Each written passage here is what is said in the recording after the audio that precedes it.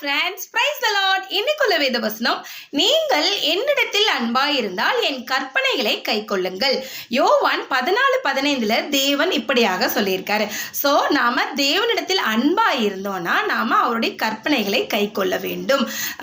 நாம என்னுடைய முழு பலத்தோடு முழு ஆத்மாவோடு உண்மையில் அன்பு கூறுகிறேன் அப்படின்னு சொல்லிக்கிட்டு இருக்காம அவருடைய கற்பனைகள் என்ன என்று அதை பார்த்து அதன்படி செய்கிறோமா, தேவனுக்கு கீழ்ப்படிந்து நடக்கிறோமான்னு நம்ம பார்த்து அவரோட கற்பனைகளை கைக்கொள்ள வேண்டும். தேவன் சொல்லுகிற எல்லாவற்றையும் நாம செய்ய வேண்டும், அவருடைய பிள்ளைகளாய் வாழ வேண்டும். இப்படியெல்லாம் செய்யும் பொழுதுதான் தேவனிடத்தில் நாம் அன்பாய் இருக்கிறோம் அப்படின்னு அர்த்தம்.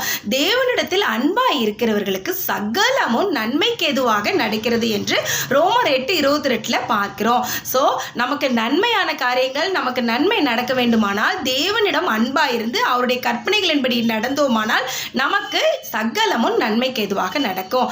ஓகே ஃப்ரெண்ட்ஸ், பாய்.